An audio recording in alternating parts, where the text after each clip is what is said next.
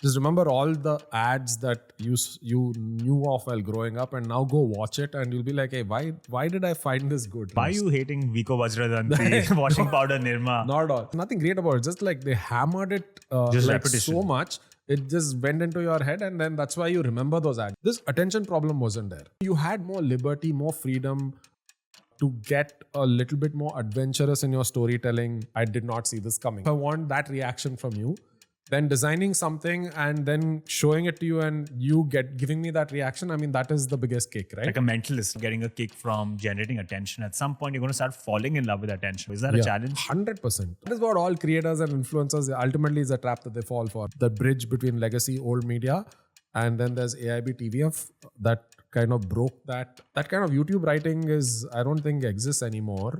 I don't think the algorithm would support that. I don't think that you have to use comedy for a particular end goal or purpose. You don't have to send a message. You do not have to send a message also. This is the conversation with Devaiah Bopanna. He's a writer, currently the co-founder of Moonshot, the creative ad agency behind some of the most popular ads that you might have seen these days, whether it's the ads with Rahul Dravid and Cred and some of the former cricketers, or Ranveer Singh's ad with Johnny Sins. He's also the former head writer for AIB, All India Bakchod. In this conversation, we talk about his journey getting into a creative field from engineering, how it sets you up for success, the different perspective starting from engineering gives you. He then gives me an advertising, copywriting, marketing 101 masterclass. What is the history of advertising in India? How technology influenced it? Why ads don't feel the same, don't slap as much as the ones that we used to watch in our childhood. We talk about the journey of an ad. How do you go from a brief to a final product, the creative process. And we also cover Sketch Comedy 101, his work at AIB, and the impact of AIB. And now, mademoiselle, it's no time. Check the mic and make sure it sound right, boys.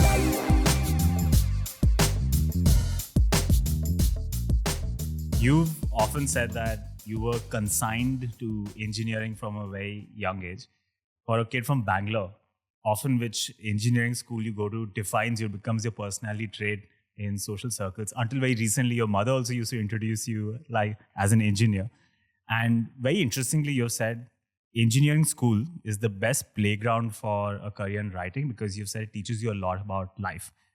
So I'm going to start by penning a love letter to all those engineering students in India who probably want to do something else in their life. Why is engineering school the best foundation for creative pursuit in life? Engineering in India is generally, while we were growing up, was seen as your ticket out of any place that you were in. So it was looked at as a ticket to go from middle class to upper middle class, from upper middle class to rich, because that's what you saw around in Bangalore, and you saw people's lives change, right? Like you know, like say like a neighbor two houses down who is 5-6 years elder to you. You grew up playing with him, and you're in the similar whatever socio-economic strata, and then he finishes his engineering, and then he's in Infosys. And 2-3 years later, you suddenly see an upgrade in car. You see an upgrade in shoes. You see an upgrade in clothes. You see an upgrade in going to a place to holiday, like going abroad. So when you suddenly start noticing these changes, not just as a kid who's growing up, like everyone around notices this, right? So in the 90s, immense wealth was created in places like Bangalore with just an engineering degree. Which otherwise say in 80s India, like everything before that in India, which is like, your socialist era, where you had to probably have a business family backing, like there was only old money, like it was very hard to create new money very, very soon. Like it was with engineering that was possible. You got an engineering degree, you went into Infosys 3-4 years, and if you caught the .com boom, and there you've got like a lot of money suddenly, right? So you're making wealth. So I think everyone in Bangalore, I can speak for Bangalore, not for other places, because I don't have any lived experience over there. But everyone in Bangalore, I felt that we were enamored by it. For a second, all of us forgot what we are passionate about. We forgot what drives us. We forgot there is something called life. There is like purpose. There is meaning. These are things that we need to sort of look at as well when we are picking a career or what we want to do for the rest of our life. So I think collectively, we all forgot that, there are things called passion and everything. We were like, okay, just looked at the cars, we looked at the shoes, we looked at like sudden coffee days, coffee shops coming, and, people frequenting coffee shops like they could frequent a darshini, right? Like, so I think the minute that happened, we all forgot about it. Mandela effect happened. That we were all like, okay, this is engineering is the way out of this. We need to get into the best engineering college and change our lives ASAP, because that is the fastest way to change your life. With no backing. So I think that's what happened, and that's why everyone, and I think this, of course, this is seen in other parts of India as well. So everyone just took up engineering. Everyone just took up science. Everyone just like single-mindedly decided, okay, I am going to do science, and I'm going to do my engineering, and that's why I think everyone ended up in engineering. And it's only then, first year of engineering done, and then you realize like, oh man, is this what I am supposed to do for the rest of my life? and then there's disillusionment kicks in, right? You're like, shit, 5 stages of grief. Yeah. This is the answer. Like this was supposed to change my life, and now you're like, wait, am I supposed to do this for the rest of my life? I mean, not everyone. There are a lot of people who are genuinely passionate about engineering, and that's great, right? So they like sort of found their calling in college, but like I think most of us weren't, and so we were like, okay, what do we do now? And I think then you try to distract yourself with different things. So I think joining the cultural team is one thing. And then you sort of start thinking deeply, okay, what am I really passionate about? Let me try and do that. So because in engineering college, most of the people are like figure after the first year that they're not passionate about this, then they have to figure out something else. So that's why you see like everyone like, who had like forgotten about their passions get into college, then decide that, okay, now next 3 years, I'm not liking engineering. I don't think I want to be an engineer. But let me just get out of the college by passing out. The option of dropping out is too radical. That's not going to happen. I need a degree for like just backup. And so you did that. And then on the side, you messed around with things in life to see what you truly like and truly enjoy. And that's why I think I just saw a tweet recently. Maybe you can pull it up and like sort of put it up here. Someone, I think yesterday, I'll send it across, listed out the number of stand-up comedians and from IIT, okay? And that list is just insane.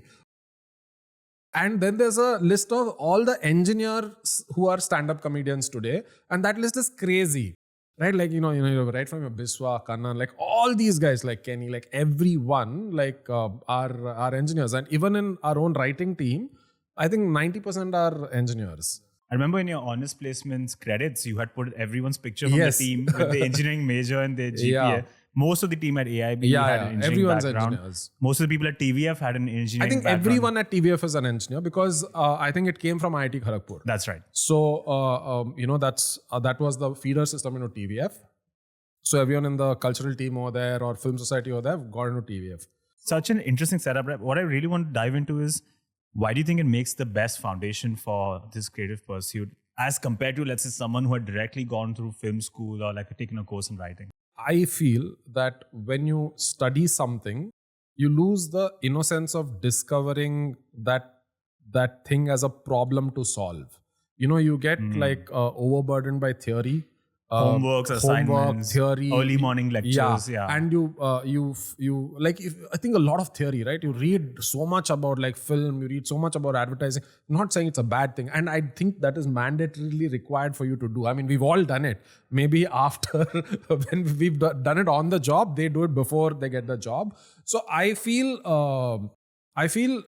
this approach where you're just looking at everything from first principles basis, like, okay, like how do I solve this problem? You're using common sense the most, right? So the minute you start using common sense, and then like you have like say basic talent, you have common sense, and you have the ability to work hard. I think this helps solve most of the creative problems that you have. And in like say an engineering college, what also has happened is, you have a lot of left brain people, right? Like all of us had to clear like physics, chemistry, math. Like we had to understand that to some degree to crack the exams and clear it.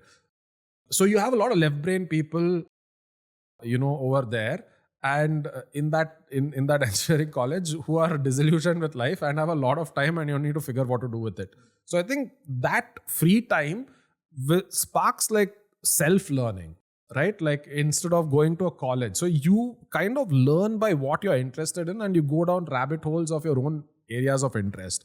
So I think the learning that gives is, I think, far superior maybe to like a very prescribed like learning that you like study all this theory, study film history, study all these things. And then I feel that to an extent, like I have friends who've done that as well, right? And when I feel that kind of overwhelms them. So like, you've studied all of Shakespeare, you've studied like the best writing, and now you say you write, and then because you've read so much about writing, I think there's a certain sense of like you get overwhelmed, and also your bar is so high, you compare yourself to the absolute best because you've read everything, right? So I think those kind of mental traps you fall into is what I feel. That's my basic pedestrian level understanding of this. I think which most of us who are just learning and by screwing around and messing around, like which we kind of look at it from a first principles basis. I think that's why it becomes more interesting and exciting for us. And and already I think we have like nothing to lose, right? Because we are like, okay, there's we've not taken a loan to sort of do this education in film or advertising that we have to pay back. So we have nothing to lose. So I think that also is an attitude that helps. And also, like, I feel the other effect is like engineering exams, that really prepares you in ways that like life, like kind of. Now you can do anything. Now I can do anything, Ye kar liya to kuch bhi kar so lenge. I think that confidence, right from first day when I started my advertising career, where it's a high stress job, I kind of don't feel it because I'm like, dude, like I have cleared, like, I've sat through and read 80 pages of a subject I didn't like to go clear an exam next morning on 5 cans of Red Bull. So like, what is this? Nobody can hurt me now. Yeah, so you develop that strength and this first principle thinking. I think those are very important skill sets, So I think that's why I feel a lot of engineers, when you look at, most people who are writers or in advertising, one thing I've noticed, you'll hardly find like dropouts. Like, or like some, they are usually the brightest engineers as well. They would have got into really good colleges and they would have passed out of their engineering. And then they'll be really good at this job. I think in the same tweet they put out, I don't know if they put out like the marks of all the people who are comedians from IIT today, but they're all very sharp engineers. I mean, the fact that they got into IIT Kharagpur, which is like a 0.0001% itself is testimony to how smart they are, right? So I think that also helps. So you're the smartest, like left brain people who are disillusioned and who can finish a textbook in one day and like go crack an exam. When you come out, your ability to take pressure is a lot higher than someone who's like been pressured into like studying this and then being like, okay, now go do all the great things that you studied. This is music to the ears of all these Indian dads who say, "Pehle engineering kar lo, phir tumhe life mein jo karna hai karo." But yeah, I think this is an interesting insight because it's happened with many friends of mine as well. When they go to film school or let's say they sign up for a creative major in university, they start negatively associating all the tedious natures of education, which is all these homeworks, assignments, a lot of theory, abstract, dense reading material, right? Early morning lectures with this original passion that they had in life. And university just snuffs out the love that you have. So you're completely right. There's something about the way we approach education which kills your passion. Whereas if you're in engineering school, something else is taking the quota for being tedious. So this can be a form of release for you. And you not just preserve your love for it, but it amplifies it because now this is this light in the darkness for you. Is this perfect form of escape? Why do you think you gravitated towards writing? Because you had many dreams. You've often said that one of the best things that could happen to me as a child was none of my dreams came true. So why do you think you went towards writing? I know your father is a writer and a journalist. Do you think that's in your genes? That's why you went towards reading or writing, or this blossomed much later in life because of something else? See, I think it definitely helps having a dad as a writer. Because that is the experience you see at home, right? Like that was my first professional experience, is like seeing my dad work. So that somewhere definitely has an impact. And it seemed like a very fun thing to do. And I always I see him enjoying it, right? Like I never seen him like sort of, crib about his, like obviously crib about maybe other things, but never about like journalism or anything. I think seeing that from close quarters definitely sort of gravitated me towards that. And then, of course, I used to read quite a bit. My dad also, I mean, he's not reading much right now, but when he's a journalist, it's a difficult time to read. But generally, like, he's had a reading list. So, like, a lot of conversations about politics, about like, general culture at home with him definitely kind of makes a kid very interested about these things, right? So I think that was a major reason for me to gravitate towards like a career in writing or in culture and creativity. Okay, so that was your introduction into it, and then went into engineering. Yeah. So that amplified. But, maybe I would have still found it. Like a lot of my friends, their parents are not, I mean, their dads are not writers or anything, but they're still damn good writers and from engineering college. But I think just the disillusionment of engineering college in the first year will make you find something that you really like. Love it. So I don't know if it's that or if it's my dad, but I think both had like an equal All part those to play. students in engineering schools loving this right now. Okay, let's start our advertising copywriting masterclass, 101 masterclass for dummies. SSMJ, I'm a student and I've come to you today to learn the in and out of marketing, advertising, copywriting from an expert like you. You're my class teacher. You're going to give me... I thought I was a student. Like, and you said 101 masterclass, like, okay, let me listen to it. Sir, two students sitting together will not work. So today you're going to give me multiple lessons on everything I need to know and how to get as successful, how to make as much of an impact like you. Okay? Hopefully, yeah, I don't know. Let's start with, as you mentioned, a lot of history. Kills the passion, but I think this is important to set the context. We'll start with a brief history of advertising. 20 or 30 years ago, if I used to consume content, it was on TV.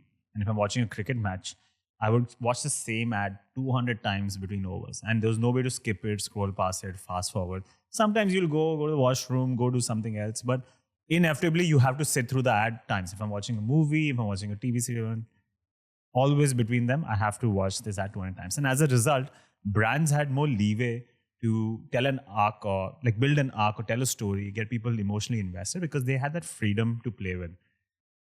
This push mechanism, let's talk about it. So what are the advantages of this push mechanism that we had 20 or 30 years ago? How did that shape the type of ads that we used to watch back then? It can be good and can be bad. So the bad thing is you just need money. Like it's just a matter of buying media and hammering like the message, and people are forced to listen to you. So if there's a bad ad, they're forced to watch the bad ad and then understand what this product is. And so the job is done. That is like the downside of the whole like push advertising, where you're just forced, it's pushed into you and you can't like reject it. So that is like, one thing, like when you look at, as an exercise, you could do this, like just remember all the ads that you knew of while growing up, and now go watch it and you'll be like, hey, why did I find this good, right? Like what is so great about this ad that I remember it for like whatever 30 years from now, 20 years from now, and then you'll realize nothing great about it. Just like they hammered it like so much, it just went into your head, and then that's why you remember those ads. You don't remember those ads for being good ads actually, but you just remember because that's the one that got hammered the most. Why are you hating Vico Vajradanti, washing powder Nirma? Not at all. Such I think classic it's nostalgia. Makes you feel comfortable, right? Even I nowadays just go watch all the old ads just to see, like, it feels good, feels comforting. Yeah. So that's like the flip side of it. But the great side of it, like I think, which a lot of great advertising folk, from that era. So what happened is this attention problem wasn't there. Right, like you had to watch this ad, so you could do something really smart, and the viewer would invest time to be like, okay, it's coming. I can't change the channel.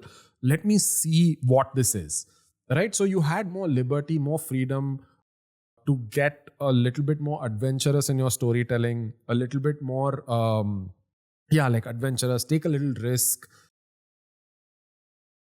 Pull the ad for a longer duration, have a part 2, part 3, part 4 coming out. Like, you used to see a lot of this to be continued, and then 1 month later that ad continues. The right? Cinematic universe they used to create. You could have this whole episodic content, and you could really mount things.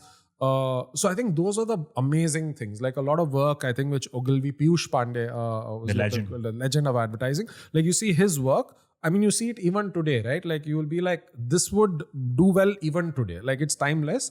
But the fact that he was adventurous, I think that push advertising allowed you to be slightly adventurous. So I think that is like you're taking advantage of that and delivering something mind-blowing and insane. So you could do that, which you can't do today. Today you have like 20 seconds, sometimes 10 seconds. So, and like thousands of pieces of content. You can skip anything you want. You can escape anything you want. You can shut down anything you want. So its challenge is like it's way harder today to do those things. So I think that's the good things about that era where we saw a lot of great ads because you could push the craft. You didn't fear losing the audience so much. But also you saw a lot of bullshit work because anything could work if you played it 1,000 times. Is this change in technology the reason why many ads, apart from a lot of your work, many of these ads don't slap anymore? In fact, ads feel very annoying, but you're right. All these ads that I think about from my childhood, whether all these Dettol, Bata, Vico Vajrayanti, all of these washing powder, Nirma, Dermicool, all of these, right? The Cadbury ads, they form this nostalgic lens through which I look back on my childhood, and it forms a favorable lens, right? Currently, ads, I can't think of any recent ads apart from a lot of your work where even I find them like something I want to watch again. Everything is annoying, right? These days. Is this change in technology the reason why we don't see those style of ads anymore? See, also it's like you rightly pointed out, you're looking at it from a lens of nostalgia, right? So nostalgia can trick you so hard that you hated exams in school, you hated math in school, but you still look back fondly at it. You'll be like, "Arey, what those days, man? When we had tests, it was like waking up." These in the exams morning. prepared me for life now. So you can you always look back at the times gone by fondly because there's no anxiety over that because the time has happened, right? So I think that's why you will probably the ads of today might not be hitting you so much, but maybe a kid growing up today, 25 years later, will look back at ads and like, oh man, those ads were like very, because they'll be looking at it from a lens of nostalgia. That's one thing. I think the second thing is look at the competition. Like, what are we doing? This is competition to screen time, right? So people are watching everything every day. They're watching podcasts. Like your ad is competing with podcasts, with reels, with creators, with movies, with cricket, with everything. Your piece of content is it's like competing with literally everything on the net. Like the person consuming the ad is also creating now, right? They are putting their own Insta stories. So everything, you're just competing with everything. So it becomes so difficult to stand out. And then you have the added burden of having to sell something, right? Which say a reel or whatever creators doing, they might not have that burden, right? They're just doing it for good content. So you are fighting with good content, you're fighting with good movies, you're fighting with crazy trendy moments on the internet, and you have the pressure of selling something while trying to make that content work, which is a challenge becomes a lot more harder, right? So I think that is the reason why today today it feels advertising may feel a little bit laborious in terms of viewing compared to how you would have maybe 10, 15 years ago. Yeah, so interesting, right? Just the evolution of the technology and the way advertising is now softly being pushed where you can skip or scroll past it, or more of the pull mechanism. If I go on a website, search it, banners have to grab me, changes the content itself, right? Everything now matches it. What's the journey of an ad? Let's say a client has come to you with a brief. You've often said that you start by writing down all the bad ideas in a notebook without judging it. Why is it important to start from this spot? How do you go to the next step? How do you go from this to a finished product? What's the journey? Most important is getting the brief right. When the client is come to you with something, I think trying to understand what they want to say. I think that is the most important part. Then trying to understand what is their target audience is the second important part. And then, because these two will form the North Star and the guide into whatever idea you're going to pick or you're going to work on. So then understand the brand, their tone, their language, where you want to place them in pop culture, how does a brand speak. So you understand that language and the tone, and then you go ideate. What generally my way of working is, when I start ideating, forget all these things. I just keep, what does the ad have to say? What is that single line message? I forget what the brand tone, brand voice, because there's too many filters you're adding for yourself before you even crack the idea, right? So then the most important thing is what you have to say. So take that and then start writing ideas for it. And then, of course, you write everything that you sort of think of, because the idea is you're going to crack more bad ideas than like good idea. And you can't just crack the good idea. I always feel you arrive at a good idea. So you, like, the good idea might be the 12th idea or the 13th idea or the 15th idea, but you need 14 ideas to arrive at it. So, so if you get tired after the first 2 bad ideas and like, and it's very natural and normal, right? It happens to all of us. Like, sometimes you're like, shit, will I ever be able to crack this brief? Like nothing good is coming. It's been like one day, like, what do I do? So I think these are like demons that you have to wrestle with. But I think over time, you just start trusting yourself a little bit more and more. And because you've been in these situations before multiple times, you know how to get out of this situation. I think that's where experience counts. If you're starting off, even when I was starting, I used to find it very difficult. Like how after 3-4 bad ideas, how do I have the confidence that I'm going to arrive at the good one? So then you work harder. Like, you have to put in like way more time, work like weekends, days, nights, everything to... Basically, the goal is every year, like you get stuck a little less. When you crack 4 bad ideas, you're not stuck. You can think of the 5th bad idea. Not saying think of the 5th good idea. Like what happens after you think of 3 bad ideas, the 4th bad idea only you can't think of because you get stuck. So the first step is to think of the next bad idea, and then slowly something will improve. What are you doing in this case? Are you just sitting, staring to the distance, writing down thoughts? Or are you just thinking over it while you're doing everything else in life? So it depends how you work. Like, if I'm working alone and I'm walking and I'm like watching stuff, I'm like trying to read something, then most of the time just sitting, opening a book, trying to write down anything bad that is coming to my brains. But like right now, most of the time now, what we do is we have 3-4 of us, like Puneet, Deep, who are other who are like who've been with, we've all been working together for the last 10-12 years. So we all work together.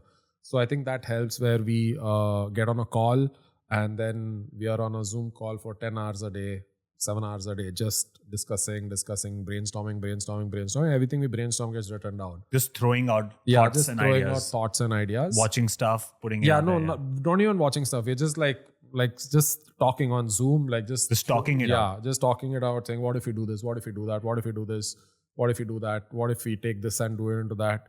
And sometimes like, hey, remember we had cracked this idea like 6 years ago for something else. Like, is there a way to like sort of take the DNA of that and flip it around? And is there something interesting that can come of that? So no, like, so like you've gone to so many meetings, you've tried to sell so many ideas. So you have a residue of so many ideas already.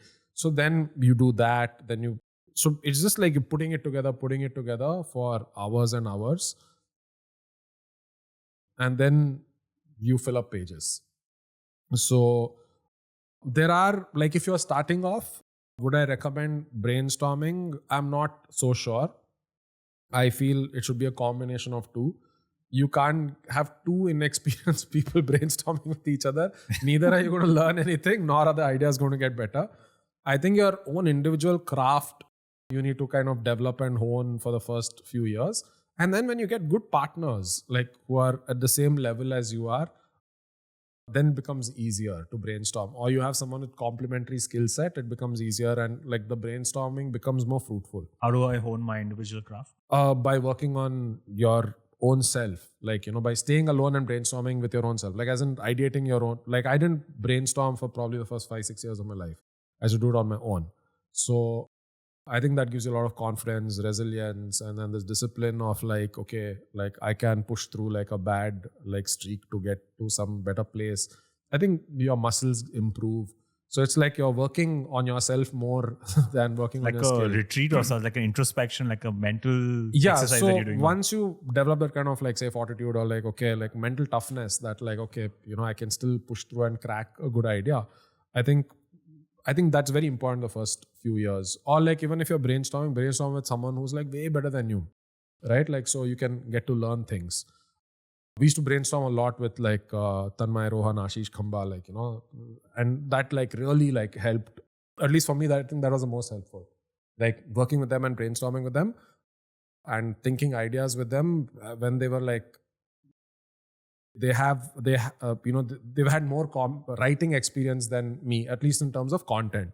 So that was like great learning for me. What did you learn from them? How did they approach brainstorming? It's just that like they have so many years of doing this that they're faster. You see them solving problems faster. You see them understanding. You see them like judging, like, they can call out a bad idea from a good idea. A lot of the times what happens is because you're coming up with things, your mind fools you saying that this is a good idea. You're lost in this illusion, you're biased. And then the virtue that you feel you've solved a problem, like your mind will tell you that's a good idea. Right? So you won't even know it's a bad idea. So I think that having that objectivity when you're working to know which is a good idea and a bad idea is like something that will take time. It's a special trait. Yeah, it takes time. You have to learn. It's something that you learn over a period of time. Because in the beginning, you will come up with 3 ideas. You'll be like, okay, these are 3 good ideas. I solved it. But when you go and share it with the client or your boss, they'll be like, no, this is shit. And then you get disillusioned, right? So, but over a period of time, you will learn to realize which is good, which is bad yourself. So I think those are the kind of things that I picked up from them. And also just their style of working and how they approach problems and how they could how they could spot an observation which no one is seeing about a particular situation. So those are things that are very interesting and important for you to learn. Very fascinating. You've said that marketing, when it's created, it's a work of art, but when you make a playbook, then it becomes science. Yeah. So hopefully we're exploring both the artistic and the scientific side of it. I'm assuming in this new media landscape we just spoke about, now we're moving to the soft push or this pull mechanism where you only have 5 seconds or maybe even 2 seconds before someone scrolls past the video or skips it. I'm assuming the cold open becomes even more important now. So how do you write a cold open in this new setup now? I think that is kind of internalized now. Okay, with our writing that it happens.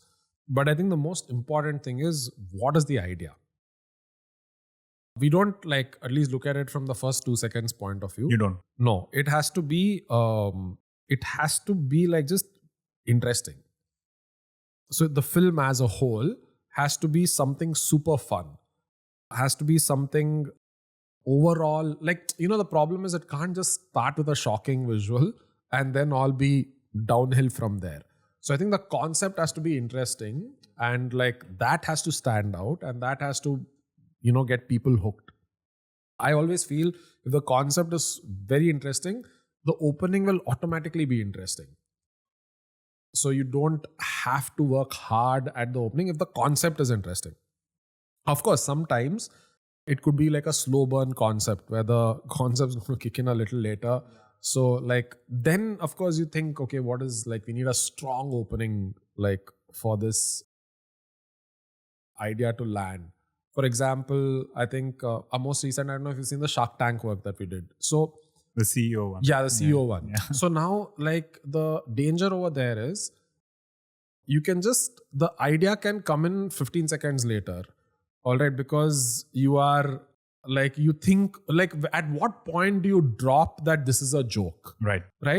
Because you can just build up. Okay, that's the danger. You can just build up. That's a slow build, that ad. Yeah.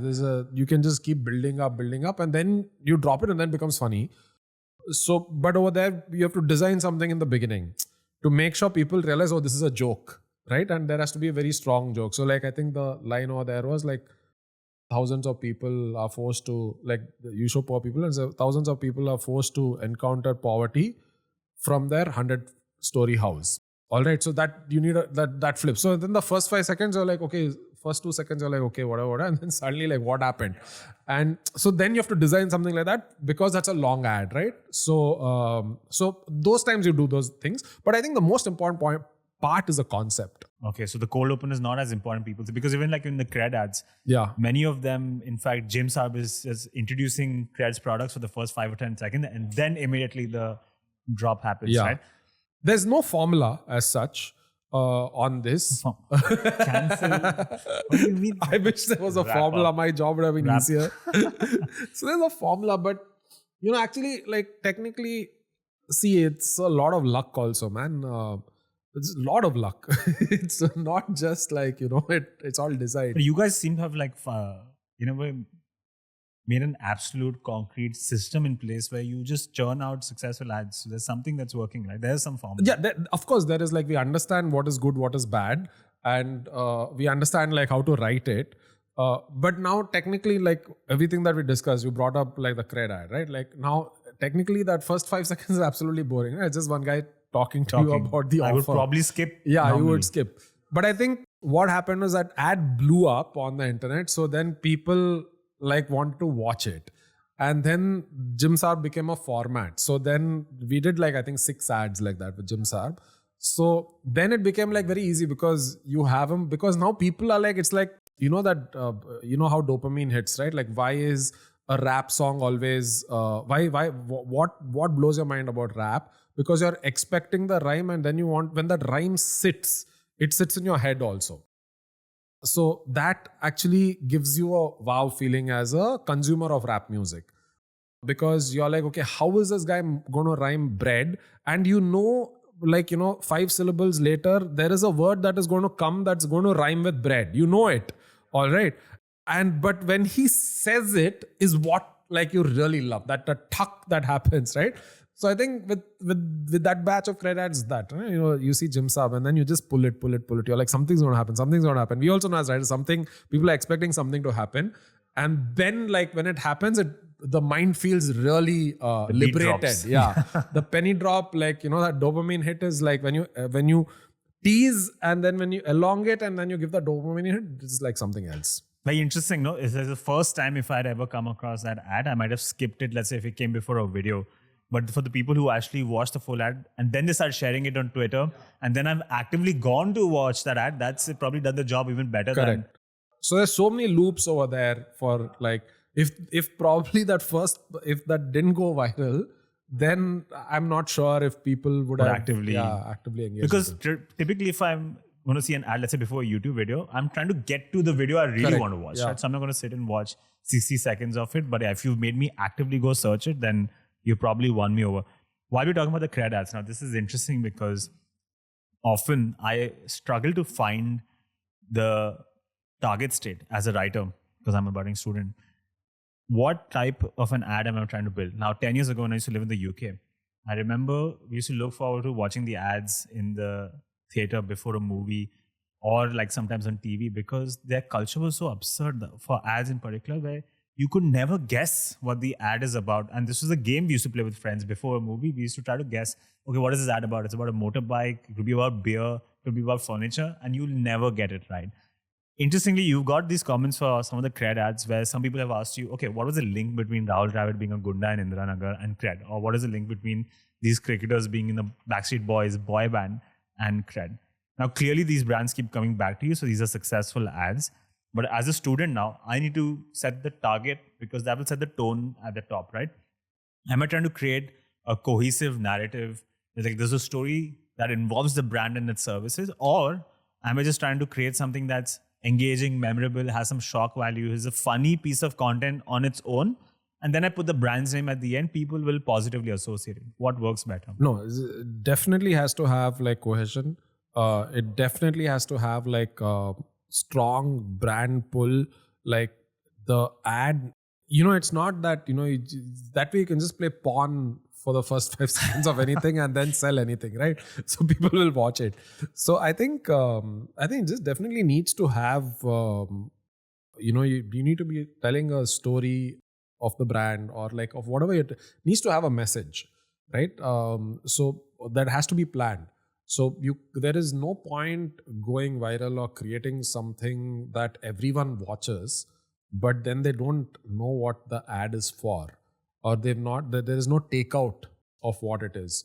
So, you know, that doesn't work. Even if they just remember the ad and they knew this brand made that ad, that's not good enough? No, if that is not the motive with which you started. See, sometimes that is the motive. Like that comes from the client. Like, you know, just need this brand to be remembered. Like it has to be like it has to be remembered. Then when they remember it, we'll do the rest on what this brand is when they come to us. All right. Like, so different clients have different requirements. So, you know, so that is just like a bomb awareness campaign. When they come to us, it's our headache to tell them who we are, but just bring them, you know, the idea is to bring them, get eyeballs. But that is very like a small percentage of clients. And most clients, like you have to communicate something. You have to communicate that, this soap has like, this is a particular 99.9%. yeah, so you have to communicate. There's always something that you need to communicate. Without that, I think it's not advertising. This outcome-driven approach is something you also deploy in your Facebook statuses, your LinkedIn posts, which you use to maintain writing fitness. And you've often said that you first try to think of what's going to be the hook that's going to make people share it, or make people say, oh, finally someone said it, so true. These type of reactions that will actually make people share. And once you've set that in place, then you try to work backwards, you reverse engineer from there. Now, this outcome-driven approach is something they completely spoke against in movies like 3 Idiots, where they said, don't chase the results, don't chase the outcome. Self-help gurus, athletes, everyone, coaches, life coaches, they say, don't chase the final result, chase the process or the journey. So why do you think the outcome-driven approach works in this case? See, I think there they were talking about like, say, career, all right? Like, don't become a copywriter maybe to become successful copywriter, but you should have fun like doing copywriting, or you should have fun working. I think that is like generally what even the athletes say, right? Like it is about the rigor, it is about the process. It is not so much about the result. Like every day waking up and doing this thing that you love and honing that craft. It's about that. Don't expect results for it. So for me, so when you look at it, I broadly agree with it, right? Like I did it for the money, obviously, like I still do it for the money, but I genuinely love doing it. If there was lesser money and I had to change my career, I would still do this, right? So I still chase like passion, but I think this is part of what I'm supposed to do, right? Like what I love most is expecting to get a reaction from someone and making them give me that exact same reaction with any piece of content that we've created. Like that is like the kick I get. So I'm still servicing my kick, which is, which, I mean, from the outside might seem like what you said, like an outcome that I'm working towards, but that outcome is my kick, right? It's like, that's your job. That's my job. And that's what I love doing the most, right? Like, and somewhere realizing, okay, it was not accident or fluke. You planned this. So if I want you to say like, this is the craziest, it's just January in 2026 and I did not see this coming. If I want you to get that, if I want that reaction from you, then designing something and then showing it to you and you giving me that reaction, I mean, that is the biggest kick, right? Like a mentalist, like you nudged me in that direction. Yeah. So I think that is a high that you get. Is there a danger personally of creating an unhealthy relationship with seeking validation? Because if you're in this business of getting a kick from generating attention, at some point you're going to start falling in love with attention, right? You might start coupling your idea of self-worth or your measurement of success or happiness with how well these posts are doing or how viral they go. Is that a challenge? 100%. Oh. That is what everyone, I mean, that is what all creators and influencers ultimately is a trap that they fall for, right? Like the numbers start going down and then they're like, oh my God, am I relevant? So because there's a lot of self-worth attached to like how well your posts are doing, right? So because that's validation. So we all live for that, right? So 100% there is that trap that you fall for. Like if your work is not being spoken about, then like you feel shitty at the end of the day. So that is for sure there. So how do you avoid it? How do you see? I mean, I'm very. I think it's also with age, because I've been in this industry for a while. I've seen ups and downs of different people's careers, including mine. So I always feel there is always like, a way up. So it's, so that I feel, at least I fool myself that like, okay, even if maybe like, 1-2 years I don't do well, there will be some new trend or new thing will come fourth year, which I will catch on to. So there is, of course, I fool myself with that, but also like I have a very, I have a personal life. I have family. I have like a bunch of really close friends who I've known from before any of this. So that's like pure, right? So I feel very supported that way. And I think that is, you derive your strength from these things. So for example, I will never post about my family online.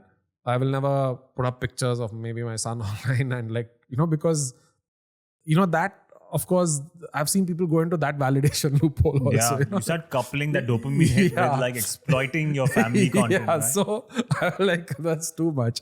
So yeah, I mean, I have these things which I really love as well, right? Like which I genuinely like. So I mean, given a choice, if I'm not working, I'd love to spend time with my closest family and closest friends. So which it gives me the same, like in fact, that might give me more happiness and joy compared to this. So I mean, that way I feel, because I've separated these two like completely, I feel like it's okay if this doesn't work out. I have other things to keep me happy. It's interesting, I think, because you so intricately study this whole concept. You are trying to get us hooked on social media with the content you create. So I guess you know something that we don't know. The drug peddler never goes to rehab. What do you know that I don't know? Okay, next chapter that you're teaching me, class teacher. We're also going to bring in some sketch comedy and your time in AIB. Now, interestingly, I found a very intriguing conflict in your journey, which was when Tanmay came up to you for your first copy test. You spent 3 weeks overthinking it and submitted it, didn't work out, wasn't good. Then he gave you a second chance and you completely forgot about it. And then when he reminded you, you quickly put something together in 2 days, that worked out. Clearly proving that often overthinking is the bane in this line of work. First ideas are often good ideas. But then we just spoke about your time at AIB. You've often said that the table reads are quite crazy because they took a very mathematical, structured approach to every joke. They deconstructed every joke, try to analyze it. So what really works in sketch comedy? Is it the first idea is often the best, unprocessed, unrefined, or taking a very mathematical, scientific approach where you deconstruct every joke? What works? No, I think definitely the second. Like the first one is just like you're basing it on luck. So that won't work. Or like your gut instinct after so many years? No, I think your gut instinct gets better, right? Like after all these years, your gut instinct gets better. So you know what generally works. And it's not the first thing that you come up with. Like your gut knows that, I think, after a point. So yeah, I think a structured approach, definitely, if you have to make it into a sustainable long-term thing, because otherwise you're just dealing with luck, no? The first idea that you come up with, is it good, or whatever you feel, is it good? No, like you need to have like certain guardrails. You need to test it a lot. You need to like be obsessed about testing it, like showing it to people, getting feedback, and then deciding what feedback is right feedback and what feedback is not like required at this point to address. Because you're doing table reads like of a film that's going to come out, which is going to be short. So you have to also, in your mind, calibrate the fact that the audience doesn't know how this film is going to turn out, which you do, right? So they might give some feedback and you can sort of be like, no, that when you shoot it, it'll be fine. So understanding how to separate those two also. So basically trying to deal with feedback and understanding which feedback needs to be addressed. I think just being fully transparent with yourself, I think that is for me, that is the journey where you don't get hurt by someone saying this is not working. Because I've seen a lot of people struggle with that, right? Like you spend 1 week on something and then you read it out to someone and there's no reaction. And then the first instinct is no, when you shoot it, it'll be fine. Like, you just They didn't get the idea. Yeah, they didn't get the idea. When this happens, it'll be fine. So I think... how do you train that? Is that what separates the good ones from the bad ones? Yeah, definitely. I've seen a lot of the best writers out there not get affected by any of this. And them having that complete, out of body experience when they're looking at themselves. They can look at themselves in third person and take decisions like that, right? So you can disassociate your ego and everything and then look at your piece of work and then look at feedback and then decide if it's like actually shitty and that you need to redo the whole thing, or you emotionally sort of attached yourself to it too much that you still go for it. It seems like you're becoming a better person. Perfect. I recommend it for everyone. What about constraints? You've said that when you're working at AIB, you often had to work with some constraints. One of the big questions you often had to face was, anytime there's a sketch, can it be shot in one room, right? So financial constraints, you said you've learned to train yourself to not solve problems by throwing money at it. Obviously, other constraints like logistics, production budgets, regulations, all of this come into play. When you're just starting out, do constraints help you? Do they help the training, or can they have the opposite effect, can stifle your creativity or imagination? No, I think constraints are always a good thing. Yeah. Because if you can work in constraints, then when things open up, it's easier to adapt to that reality as opposed to adapting to having constraints later. So if you can write something and make something funny with just like, one room, like two people talking, like if we just have this one room and we have like say 3 people, now like, okay, let's create something funny out of this, is way harder, than you having, okay, like film opens in this massive bungalow and then like, like with a swimming pool and all that. So I think those are things that kind of help you, like more challenges, more hurdles. So overcoming those, I think that like really makes you as a writer, I feel. So many times we would be like, okay, we would sometimes even write depending on the bungalow we have, okay, for shoot. So that would determine the... Yeah. So there'll be like, enough whatever scenes we would have written. And then while wrecking, they'll find this one house. And then like, hey, this house is a pool. So now we'll add something. Yeah, we'll add something about the pool. We'll set this in a pool, make some, add like 2-3 jokes there and, like write that into the thing. So I think those kind of things are fun and like, it keeps you, it's like jazz. It keeps you like hooked, like, improvising and like being in the moment and sort of using your brains. And yeah, I think that part becomes a little difficult to make sure that's always there, because with advertising, it's a little different. Everything is planned before a month in advance, right? Very less room for improvising. Yeah, there's very less to do on the day of shoot for a writer, because everything is planned to the T. Like, okay, this shot from here, this shot, like you have all your PPM in your pre-production meetings, you have all your storyboards, everything is like planned, like which shot, which angle, everything is planned. Because it's shorter, is that why? Because there's way more money involved. Okay. So you can't not have a plan. So everything is planned to the T to make sure the budget is efficiently spent.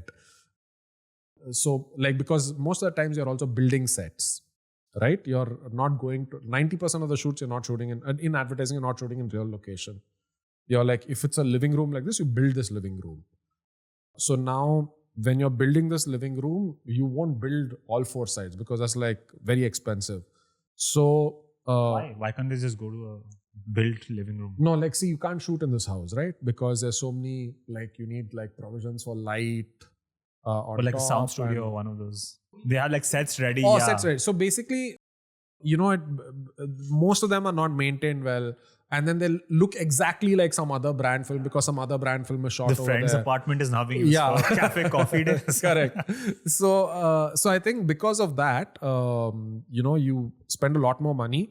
So everything gets accounted for. Like, you have to plan everything in days in advance. You're even doing rehearsals with the actors before the shoot. Yeah, preparation is at a whole other level. But now, like, I think that becomes a challenge because I think we still need to keep something open over there for like magic to happen, right? Everything can't be planned.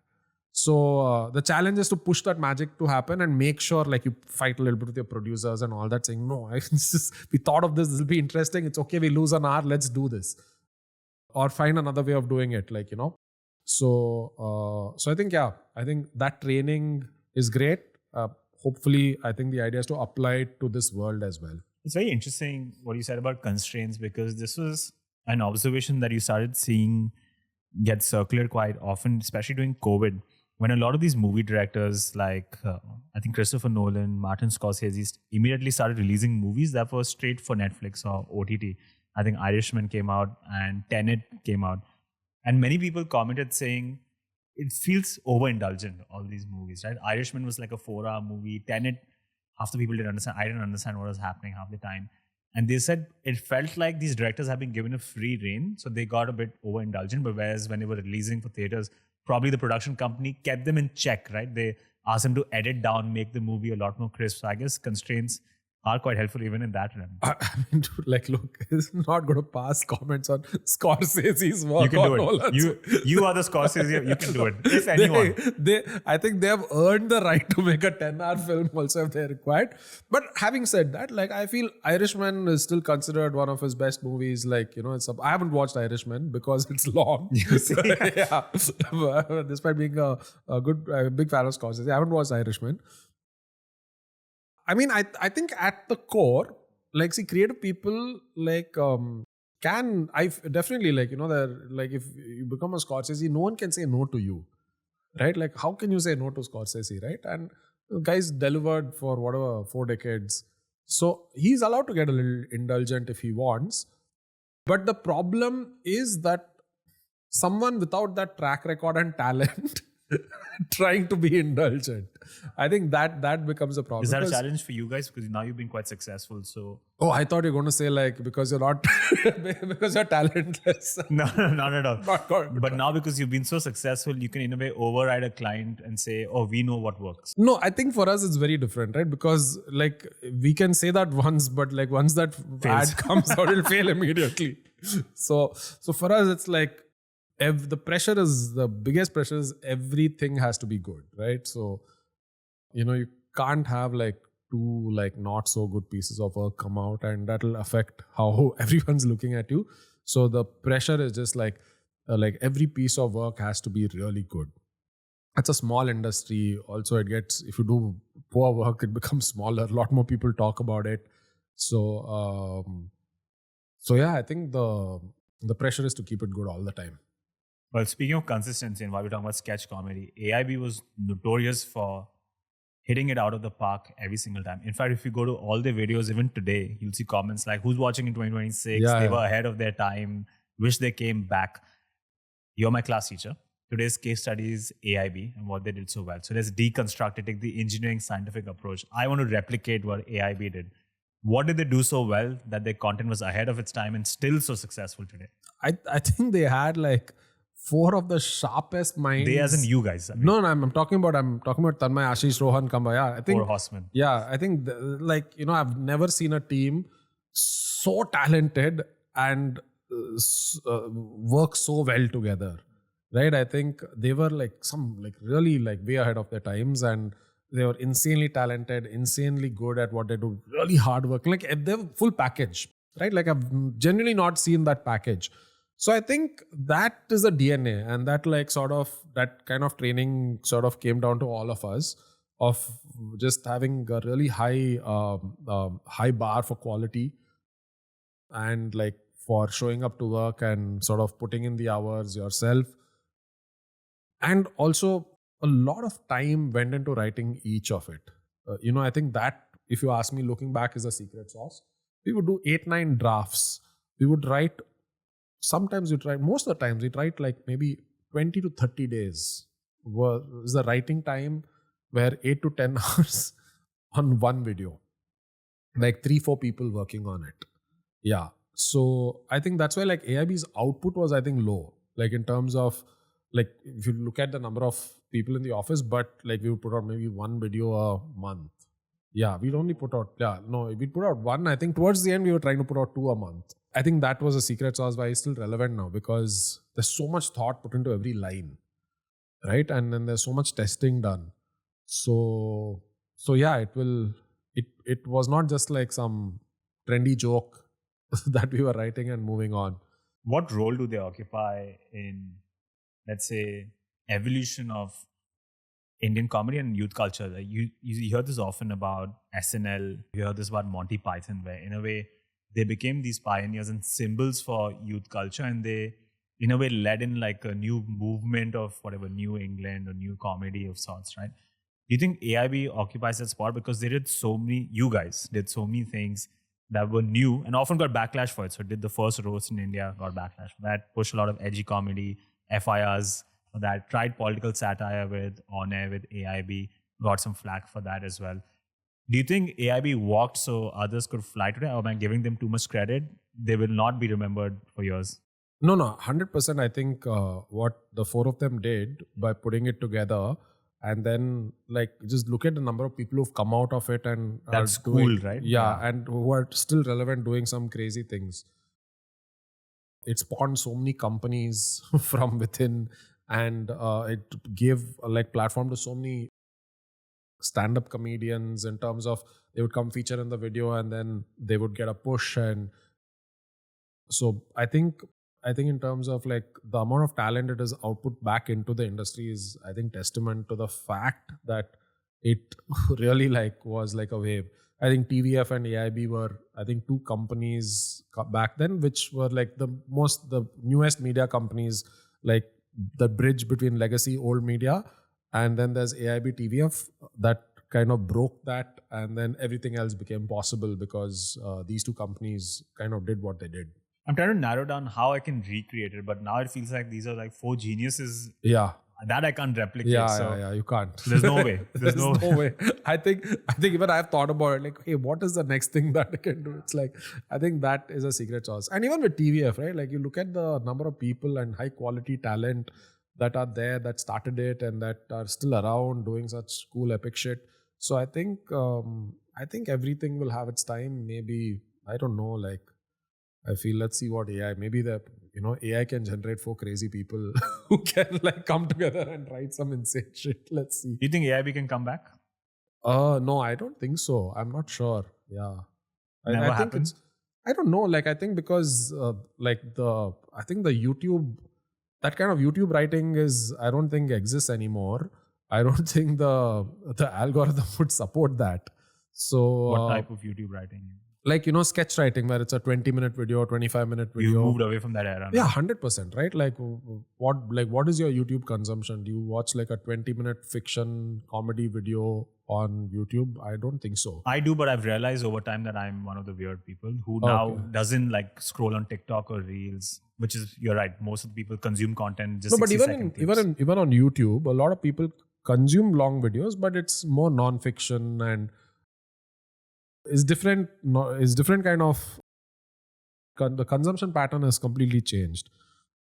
And that's why not just AIB, you don't see other creators also making those big sketches, like right? Key and Peele, not anymore. No, not anymore. Like, I think College Humor, all of those. Yeah, College Humor, I think, shut down. Right. Yeah, so you're right. All of these have, Key and Peele, Jordan Peele's became like this mind-blowing filmmaker. So I think they can afford to do it because they want to just mess around and do it for fun. But if you want to run like a sustainable company with a good financial outcome, then I don't think it's possible to have that kind of content being made today because of so many reasons. Even TVF doesn't do that many sketches. Yeah, I think they don't do any more. No, nobody does sketches. I think TVF has completely pivoted into making your shows, movies. I think micro dramas might happen, but again, it's like micro, like this 30-second drama series that is happening. I think, but that earlier kind of writing, I'm not so sure. What about the type of flack that they used to receive for pushing content, sending a message with a lot of the videos? Is it the role of comedy to send a message? Because you have these two schools of thought, right? You have comedians like Conan O'Brien, Jim Gaffigan, only believe in goofy comedy, just make people laugh, don't get too serious about it. And then you have someone like Jon Stewart, John Oliver, Stephen Colbert, George Carlin, who always used to punch up, use comedy to send a message. Does comedy have a purpose? No, I think it's the only purpose is to serve the comedian. Like, what kick does the comedian want to get? Like, is the comedian inherently like is an activist and has like causes she or he believes deeply in, which they want to bring attention to through their comedy? Then of course you can do that. But like, if you just want to mess around, that's also great. Like, it's like, why does anything have to have a purpose, right? Like, it's your joy. You want to write like a nonsensical joke, but take the room with you and take them on a wild journey that way. It's great. Like, so I don't think it has to serve any purpose. It has to just serve the comedian. Is that not something you think about actively at AIB? Because obviously, like on air with AIB had a lot of intent behind it, right? You're clearly trying to send some kind of a message. So that was not something you think about. It was just like, what we want to create. This is something that we want. I think at that point, the four of them felt like, they maybe like wanted to say something and had causes that they believed in and wanted like comedy to reflect that. But even the earlier videos, right? Like when demonetization circus, something about the Times of India one, these are all sending messages, right? They did one with Imran Khan, which was a very popular one at that point. In fact, started the conversation about. There's satire. So if that's what you want to do and that's what you want to bring attention to, it's great. But I don't think that you have to use comedy for a particular end goal or purpose. You don't have to send a message, do not have to send a message also. It's like what you want to do. What do I love watching, like a movie like Bheja Fry. All right. I love those kind of movies. I love I like the American Pie series. So that doesn't have any strong purpose. Commentary on social. Doesn't have any purpose. A critique of American youth culture. Yeah, doesn't have purpose. But if I ever do something in long form, maybe it'll be like that. It won't be Hazara Khwaishein Aisi or like a Rang De Basanti or anything like that. Because and also it depends on where you are as a person in that particular age, at that particular time. How are you feeling about things? So, I was a lot younger. I was 10 years younger back then. So maybe mentally, I was in a different space. When I was in college, maybe I was in a completely different space. Like how I looked at the world, how I felt about things in the world. And you kind of also have your own journey with it. And then I think that is the best part about being I feel like being a writer or like a creator. If you've created for so long, you go back and you immediately identify, oh, this was my mind space back then. I think the kind of content you create are like bookmarks in your life. You can see imprints of you, how you felt in that moment. Exactly. So what I was driven by, what mattered most to me. It's a reflection of your mental state. Yes. And then now when I think about it, sometimes I look at what I've done in the past, it's so cringe. Or I'm like, okay, no, that is interesting. Why did I lose that part of me? Where is that part of me gone? So I think that is interesting. But I feel it's a lot about where you are right now, at what age, how you're looking at life. Even your politics kind of evolve over a period of time. And it should, right? You can't be stuck in one school of thought for all your life. I'm not saying just generationally completely shift your base from one thing to another for a particular purpose. It could be monetary or whatever. I think that's wrong. But genuinely you can have a journey. You might be okay, you might start far right and then you might come center right. All right. But I feel that journey is important. That shows you evolved as a person, right? Or you might start center right and you might go far right. No one's there to judge, right? That's your journey. So, but I think that journey is beautiful. That's interesting and that's important because you have new data, you have new lived experience, you have you understand, there's also empathy, you understand what the other person is going through, put yourself in their shoes. So I think your politics, your activism, your causes also change with as you live, I feel. I think a great reflection of what stage you are in life and how you evolve over the years. Well, speaking as a fan, I really hope, I don't know if it will ever happen again, but you guys have created some monumental work. I think it's a Mount Rushmore and it's definitely timeless content. And people like us have taken a lot of inspiration from this video. I remember the era of AIB and when a video used to drop and the craze around it and how it used to be discussed. Jokes used to be repeated in circles. Ahead of that time, and definitely a big difference between people who have grown up on the internet, creating content for the internet versus people who have grown up on television, creating content for the internet. Okay, we could keep talking for hours. This has been a great class for me, taking a lot of notes. Class teacher, we have to start wrapping up at some point. Before we go into the last 3 questions, I would love to know, क्या masterpiece बनाया मैंने? The first thing I saw is hey, where did a cigarette pack come from? Yeah, cigarette pack. I don't know. I think the white and red is a very cigarette pack color. Yeah, or toothpaste, right? Or toothpaste, white. Oh yeah, I think it's might have seen this, but someone shared on Twitter where they went through an aisle where they were selling men's toothpaste or men's shampoo and then women's shampoo, and color for men were always black and gold and silver, and for women it was always softer colors. So interesting, you're right. White and red. Cigarette pack is exactly what I was building. 10 points for you. Last 3 questions. What are some books, movies, role models that have strongly inspired you? Recommendations. Books, movies. Okay, so the thing is, again, it's your like time, your age, and where you are in life. So for me, I think I loved like Fountainhead. Ayn Rand. Yeah. When I read You it, and Ram Gopal Verma is ridiculous. but he's one of my heroes. Quotes. Yeah, he's one of my heroes. So I loved Fountainhead because Why? I read it at a particular time in life where I was also like grappling with what I want to be. You know, do I like what is important? Is it important to service yourself or is it important to service society? Right. So I think that was like a very interesting book for me to read. So I would urge everyone to read that. Of course, some parts of the book is completely messed up, but you also have to understand, like, you know, it's like not everything is perfect. So I think that is also interesting. Not Atlas Shrugged, though. I have not read actually Atlas Shrugged. I've never read it. So I it's been on my list. And then I think Freedom at Midnight. I think the show is out now, but it's like actually a very nice book. I think to kind of like it explains a lot of things about why we are today as a country and what is our DNA. So I think I really liked. Catcher in the Rye is another book. Yeah, which again I read when I was say 17, 18. Perfect time. Yeah, perfect time. Among Indian authors is Manu Joseph.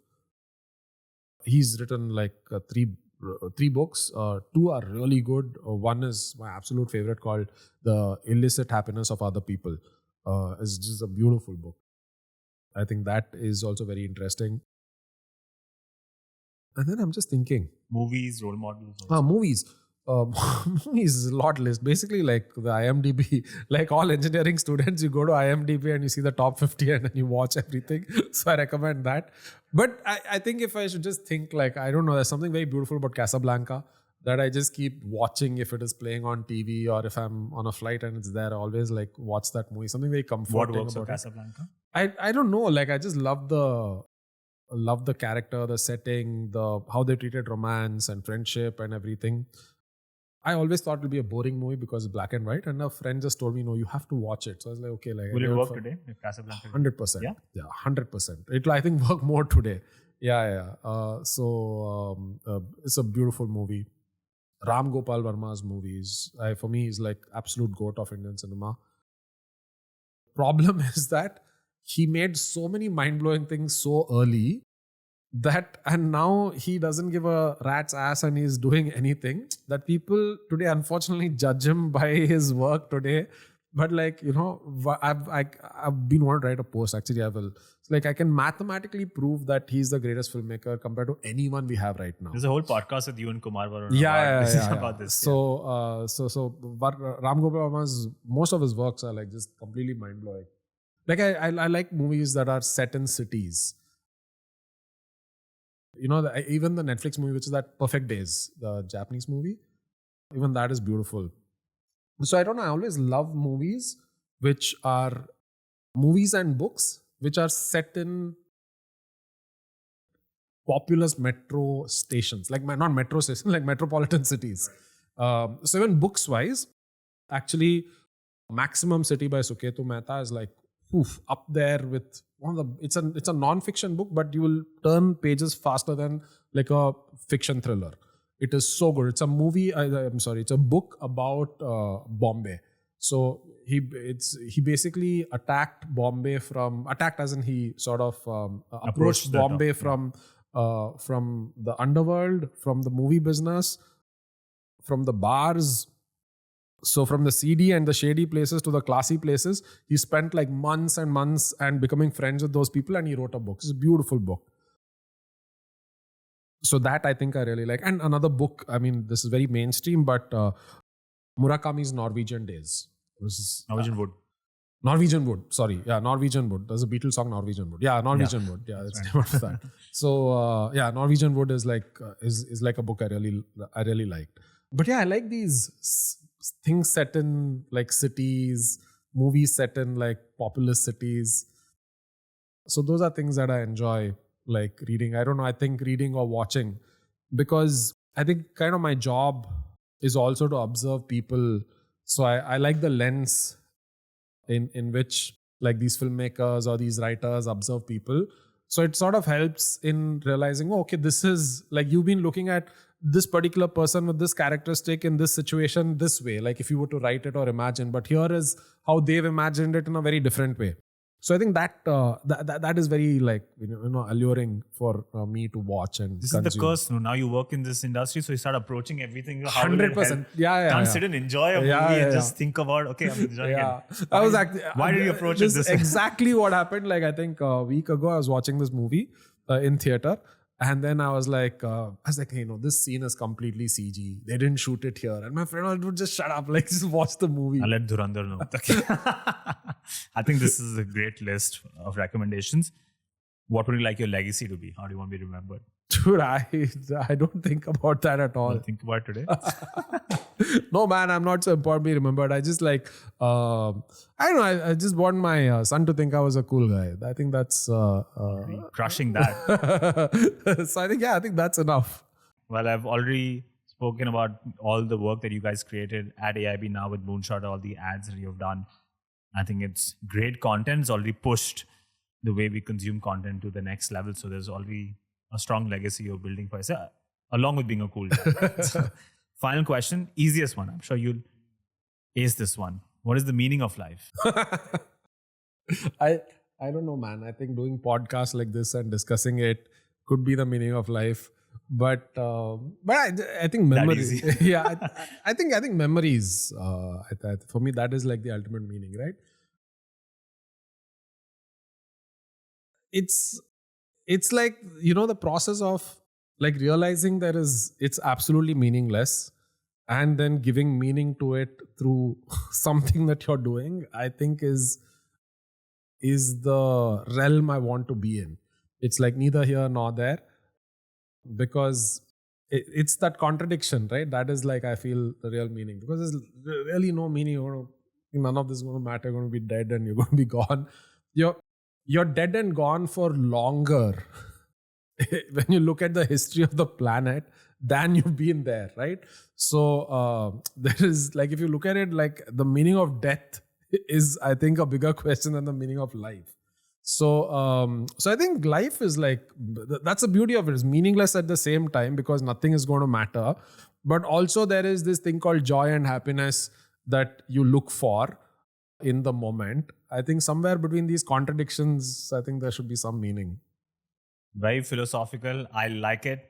Dave, if people wish to connect with you, find out more about you, find out more about your work, what is the best way to find you, connect with you? Just don't find, just follow. Like, follow and engage with all posts across all social media platforms.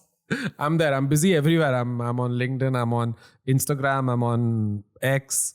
So I'm pushing content everywhere. Yeah. Pick your poison, find them on all social media platforms.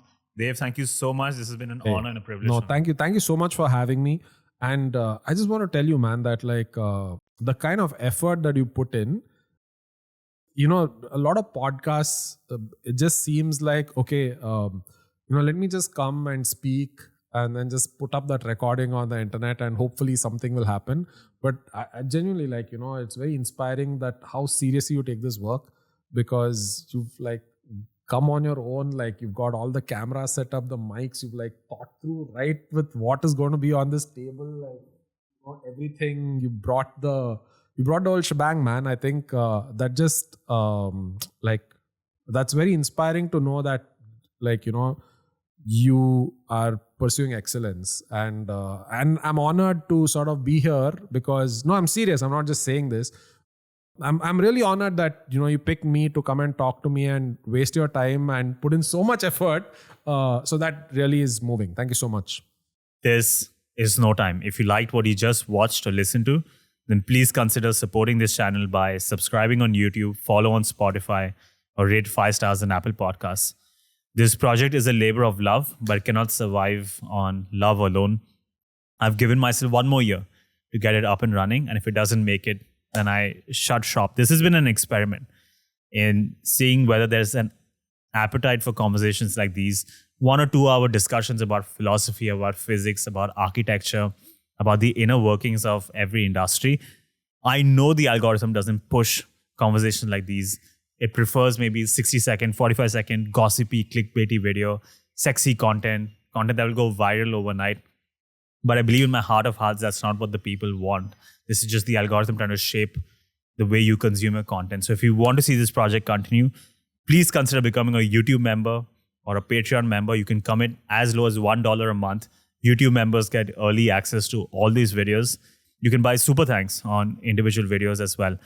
If not through monetary channels, do consider sharing these episodes, because the algorithm is not my best friend. The only way videos like these can reach everyone else or like-minded people is through your shares, your likes and your comments. All forms of engagement, they really go a long way. For other forms of love and support, you can follow this channel on Instagram or Twitter, or follow me personally.